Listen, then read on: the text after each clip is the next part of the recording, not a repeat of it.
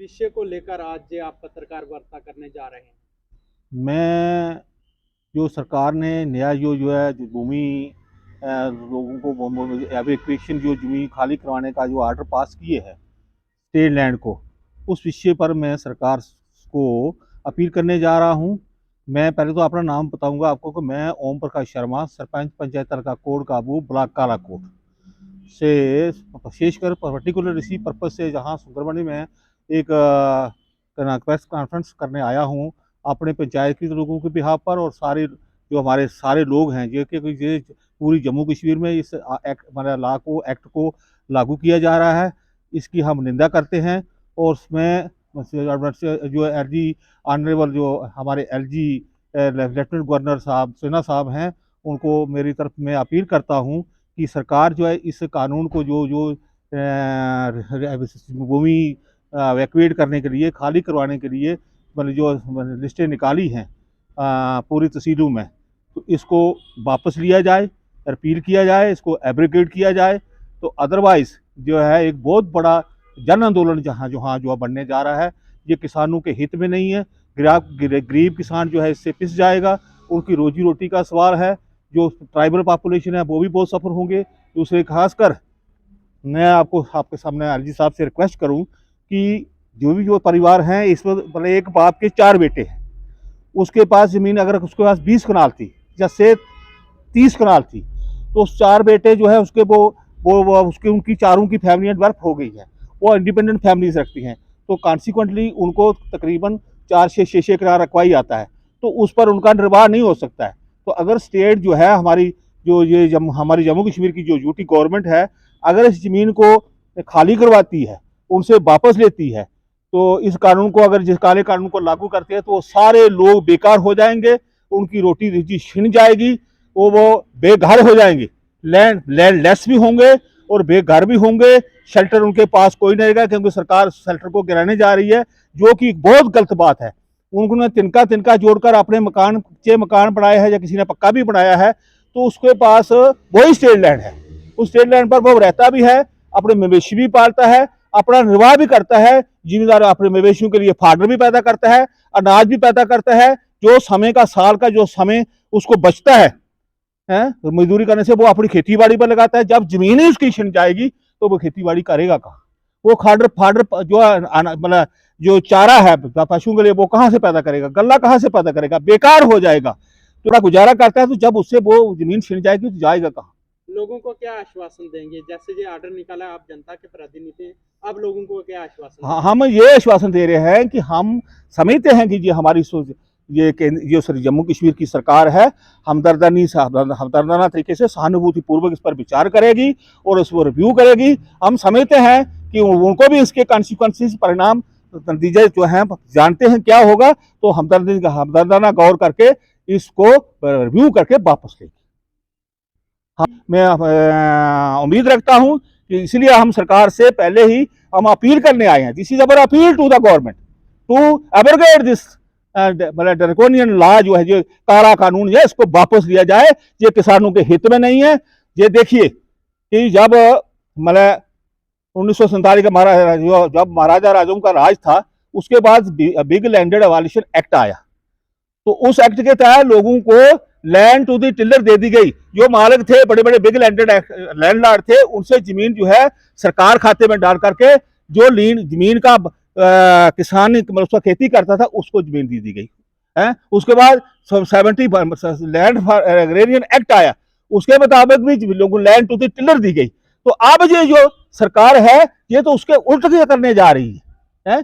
जो वो मतलब लोगों के भले के लिए 2 बार जमीन के लिए जमीन सुधार एक्ट आए हैं कि एक तो बिग लैंडेड एक्ट में वालिश करके लोगों को जमीन दी गई, किसान को हक दिया गया, जगीरदारा निजाम खत्म करके, दूसरी बार रिफॉर्म एक्ट को लागू करके जमीन लोगों को लैंड टू द टिलर दी गई। तो अब क्या बात हो गई है कि जो सरकार है, सरकार मतलब जो है ये डेमोक्रेटिक सरकार है, ये वेलफेयर स्टेट है, हितकारी स्टेट है, लोगों की भलाई के लिए सरकार है, लोगों द्वारा सरकार बनाई जाती है, लोगों द्वारा चलाई जाती है। शासन लोगों की मतलब सुधार शासन जो है, प्रशासन जो है लोगों को उनकी सुविधा के लिए है, उनको मतलब उनके विकास के लिए है, ना कि उनके रिप्रेशन के लिए है। तो इसलिए हमारी अपील है कि इस वक्त जब जहाँ डेमोक्रेटिक गवर्नमेंट कोई नहीं है, लेकिन अगर डेमोक्रेटिक गवर्नमेंट नहीं है तो हमारी जो एडमिनिस्ट्रेशन है इस पर दर्दाना गौर करना चाहिए कि ऐसा कानून बिल्कुल लागू ना करें जिससे कि लोगों में घबराहट फैले, लोग बेघर हो जाएं, बेकार हो जाएं और जो है फ्रस्ट्रेट होकर सड़कों पर आ जाएं। इसी में ऐसा कोई कानून law is for the betterment of the people, लोगों की भलाई के लिए लॉ बनाया जाता है, ना कि ऐसा कानून नहीं बनाया जाता जिससे लोग उजड़ जाएं, डिस्टर्ब हो जाएं। हैं? और किसान जो है वो कोई पढ़ा लिखा आदमी है नहीं, उस पर साधन क्या है? हैं? वो तो अगर सरकारी जमीन है तो वो क्या उसने क्लोजर बना रखा है, सेरिकल्चर के पेड़ से करेगा जी। वो सारे परिणाम सरकार सोचे, एलजी साहब इसके लिए सारे परिणाम सोचें और इसके देखेंगे इसके क्या कॉन्सिक्वेंसेस निकलने जा रहे हैं। उन कॉन्सिक्वेंसेस का जो बुरे परिणाम आने वाले हैं, दुष्परिणाम आने वाले हैं, उनसे बचने के लिए फौरन यही हल है कि इस पर रिव्यू किया जाए और इस कानून को वापस किया जाए।